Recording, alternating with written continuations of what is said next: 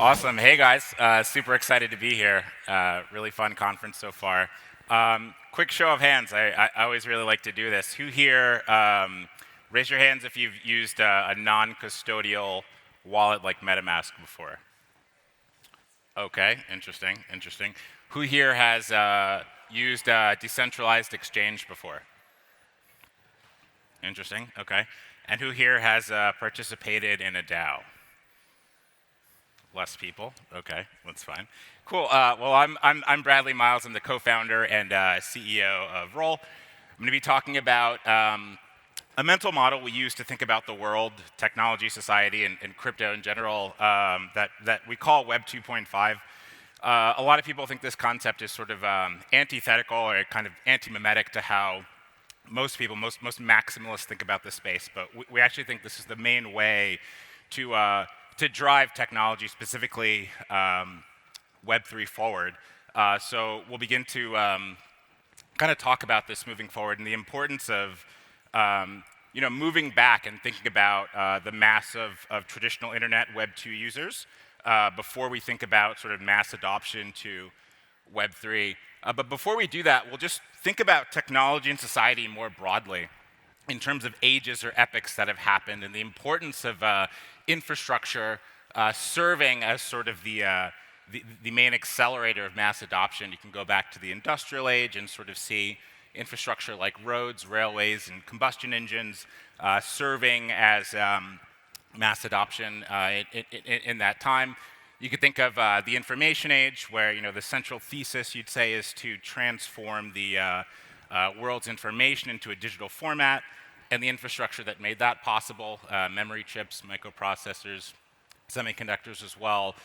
Some folks think we've since done that, and we've now entered a new age, a programmable age, where we'll use code and algorithms to move society forward. We have sort of two key pieces of that that we've seen so far: programmable intelligence with AI and programmable money with digital currency, and the infrastructure that makes that possible. Node infrastructure, token infrastructure, blockchains, and general scaling infrastructure.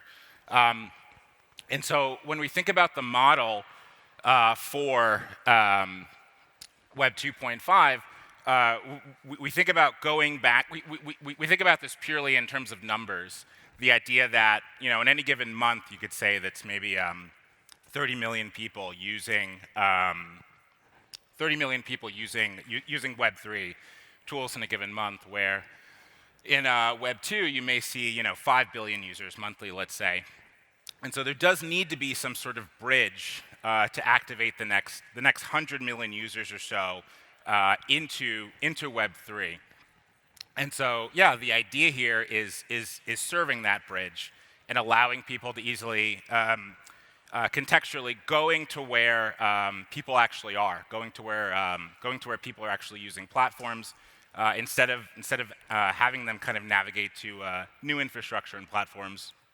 And so here are just some real-world examples of how we think of the mental model of Web 2.5. You could think of things like multi-party computation, wallet infrastructure.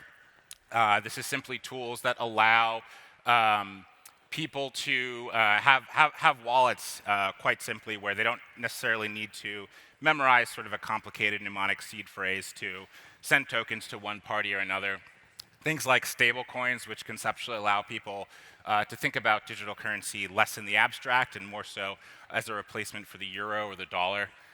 Token gating, a fairly new concept that allows folks to really replicate this concept of a subscription or some sort of permission or access that's granted based on the number of tokens that you have. Simple tools like fiat onboarding. So again, conceptually going to what 5 billion people understand in terms of payment processing, but utilizing crypto assets in this context. Compliance, of course, so just doing the natural infrastructure work to make things like fiat onboarding possible. Exchange infrastructure, there's a lot of platforms spinning up that allow other folks to really just spin up the next Coinbase, et cetera, or other sorts of tools. Liquidity is an interesting one. So in Web3, we like to think of ownership as a feature. this makes sense because of the concept of liquidity. So you have a new feature in, let's say, a digital community, that being a market or a sort of way to engage based on the number of tokens that you have or activities that you can do that drive up liquidity. Wallet authentication, very similar to token gating. Scaling solutions, so in the Ethereum space in particular where we work, there's this idea of roll-ups, which are basically ways to do a number of transactions that the main Ethereum chain can't do. And there's many folks kind of thinking about this at large. And then this is sort of where we play. So Roll exists as sort of token infrastructure. And so our mental model here is allowing really anyone to send a token to any platform and soon on any chain. And so I'll get into briefly kind of how we do this and how we're thinking about it. Yeah, so Roll, the company that I work for, we power fungible tokens, and so the idea here is really to create, market, and monetize fungible tokens by being sort of its core infrastructure. We generally do that by thinking about the transition from online to on-chain. So we see sort of the future as the future of the internet being done on-chain, and obviously tokens need to be created. This is a service we do. And once they're created, there's particular features that you can do with those tokens. So you could monetize, provide liquidity, things that we talked about before. The thing that we're most excited about, though, is making sure tokens get in the hands of billions of people.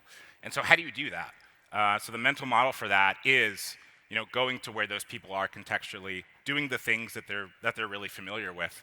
And so this is sort of our core focus. At the end of the talk, I'm going to give 10 people tokens, and I'm not going to talk to you guys about it or anything. You're going to see something on the screen. You'll be able to click it and get tokens. This is sort of a real-world example of the concept of Web 2.5. I'll be doing that through something called an earn code, which is a very simple way to get tokens. The thing that we're most excited about, though, is realizing the Web 2.5 thesis through APIs. So APIs allow anyone in the room that has a platform to become a token platform.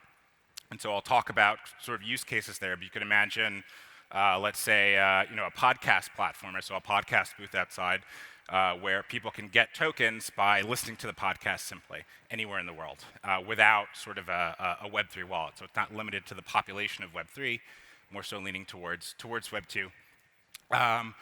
And so as we start to think about this, we really kind of see the Web 2.5 as sort of the core infrastructure for the future of programmable money, one of the core constructs of this new programmable age we live in, and really having an API that can access kind of any token across any platform for mass adoption.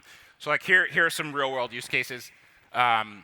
So you could think of social media and sort of the idea, literally sort of the concept of a token of appreciation being rendered real through something like Roll and Discord or Twitter, where you could actively tip tokens or send tokens to any given user through form factors on Discord like a bot or Twitter, at Tom, here's 5 tokens. Streaming and kind of listening to music are interesting things because if you think about the concept of Web 2.5, going to platforms with 300, 400 million users and adding this as sort of an extension on what people already do, you start to be able to create new categories. So the idea of Web 2.5 with tokens plus Spotify or any similar platform can create a category you can call listen to earn. Where you can deposit tokens into a discography or a new single or an album, and have any listener kind of receive those tokens, which benefit the artist in the end. If the artist is trying to drive up listens for singles to get on the Billboard 100 chart, they're now able to use tokens to do this. This is a real-world use case we're really excited about, and thinking about the APIs that can move that forward. And obviously live streaming platforms like Twitch as well. And this concept of Web 2.5 expands it to many, many platforms and concepts, things we can't even fathom in the future, but just things like loyalty, playing around in the metaverse, physically activating locations based on tokens, and banking as well, just traditional banking and asset infrastructure. And so as we move forward, it's really important that the mental model of Web 2.5 kind of start to become the core way that we think about growing the space at large. Things like games, ecosystems, platforms. Web 2.5 allows millions of tokens to exist across thousands of platforms. It's sort of the way infrastructure can create mass adoption for Web3. These are just general things we're excited about. So the idea of every major token integrating into every major platform and sort of becoming a token platform.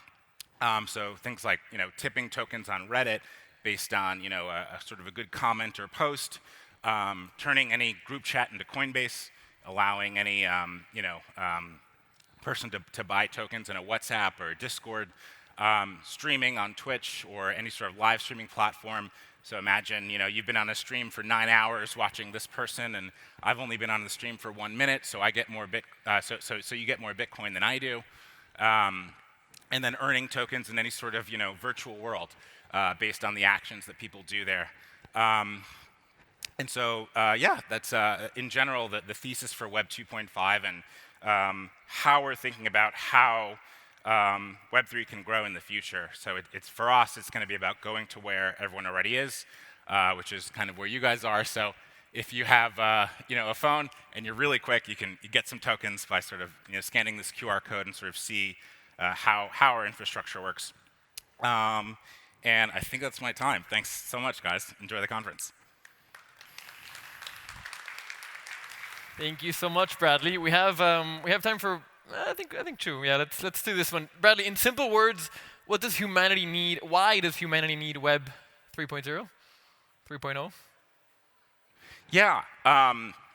So I talked a little bit about the concept of the information age. This idea that we put all the world's information on the internet. You could collectively see that there's maybe 5 or 6 people that control that. So that's not really a future that a lot of builders see as a utopia. We see the actual decentralization of all that information that is now digital spreading in many ways. So the governance of that, the economics of that, and so Web3 is a tool that can uniquely do that better than anything we've really seen. Wonderful. If you have any more questions, Bradley, are you going to be outside asking a few questions? Can you? Yeah, I'm about to get a taco right there. So. Wonderful. All right. A warm round of applause for Bradley. Thank you so much.